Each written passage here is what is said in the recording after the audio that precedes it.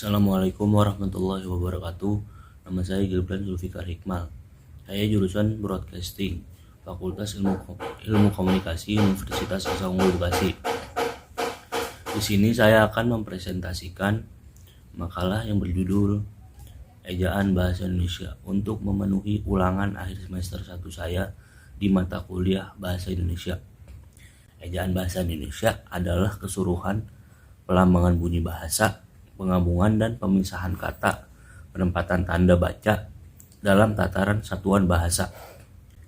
Selanjutnya adalah perkembangan ejaan di Indonesia. Diawali dengan ejaan Van Ophuijsen, ejaan pertama bahasa Indonesia. Tersebut diambil dari nama seorang guru besar Belanda yang juga pemerhati bahasa, yang diresmikan pada tahun 1901 oleh pemerintah Belanda yang berkuasa di Indonesia pada masa itu.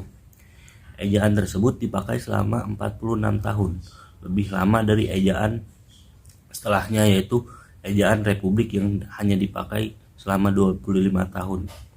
Ejaan tersebut baru diganti setelah 2 tahun Indonesia merdeka.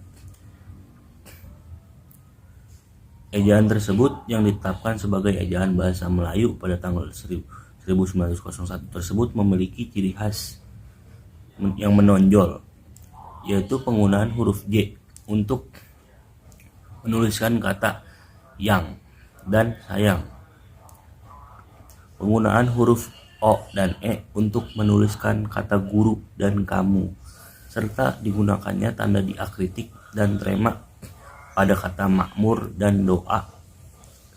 Selanjutnya adalah penyempurnaan ejaan. Penyempurnaan terhadap ejaan bahasa Indonesia telah dilakukan oleh Badan Pengembangan dan Pembinaan Bahasa, Kementerian Pendidikan dan Kebudayaan.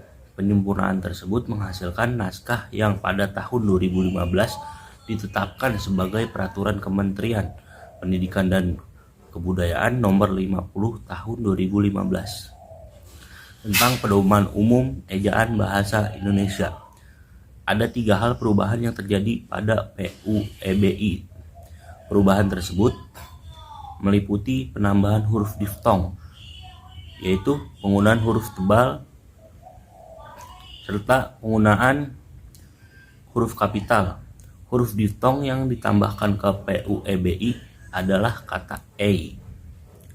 Penambahan ini terjadi karena bahasa Indonesia banyak menyerap istilah dari bahasa asing, sehingga kini ada 4 diftong dalam bahasa Indonesia, yakni ai, au, ei, dan oi. Diftong ei ditambahkan karena bahasa Indonesia menyerap bahasa asing dan banyak istilah asing tersebut yang pakai kata ei, seperti pada kata survei. Selain diftong, perubahan juga terjadi pada penggunaan huruf tebal. Selanjutnya adalah pemakaian huruf kapital. Huruf besar atau huruf kapital dipakai sebagai huruf pertama pada kalimat berupa petikan langsung. Misalnya, Presiden Joko Widodo mengatakan pemilihan menteri dilakukan secara hati-hati dan cermat dari kalangan profesional yang memiliki integritas bersih dari praktik korupsi. Pemakaian huruf kapital berada pada kata Presiden, yaitu di huruf awalnya, dan Joko Widodo, yaitu di huruf awalnya juga, di huruf J dan W. Selanjutnya adalah penulisan huruf miring.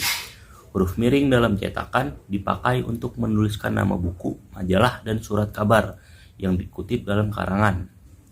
Dalam tulisan tangan atau ketikan, kata yang ditulis dengan huruf miring ditandai dengan garis bawah 1. Misalnya pada kata majalah Pujangga baru menggelorakan semangat kebangsaan. Penulisan huruf miring tersebut berada di kata Pujangga. Selanjutnya adalah penulisan bentuk kata dasar. Kata dasar ditulis sebagai satuan yang berdiri sendiri, sedangkan pada kata turunan, imbuhan, awalan, sisipan, atau akhiran dituliskan serangkaian dengan kata dasarnya. Kalau gabungan kata hanya mendapat awalan atau akhiran itu ditulis serangkaian, misalnya dengan kata yang bersangkutan saja. Misalnya contoh, bentuk kata yang tidak bakunya dididik.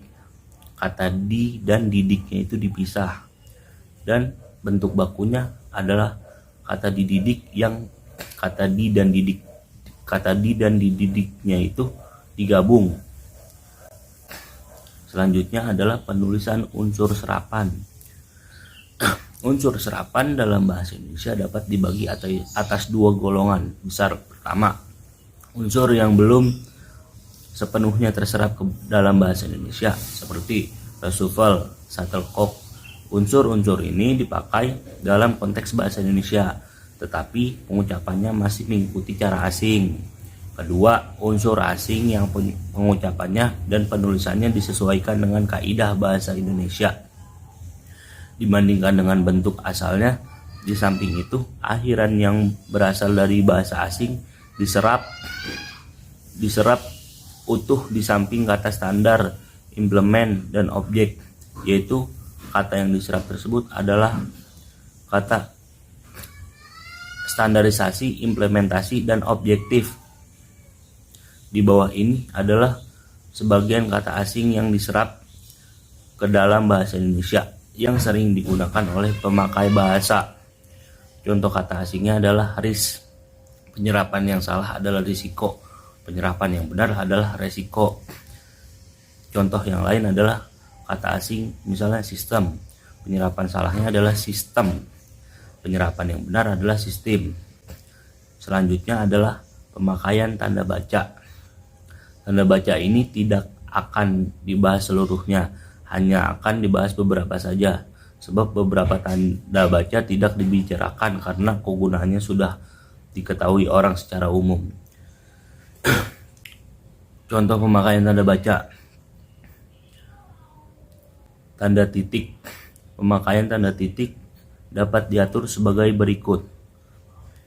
Tanda titik dipakai pada akhir singkatan nama orang, misalnya ST Alis Jahbana merupakan sastrawan tahun 1930-an. Contoh pemakaian kata titik berada di kata S dan T. Yang kedua adalah garis miring. Garis miring dipakai untuk menyatakan A dan atau B per yang artinya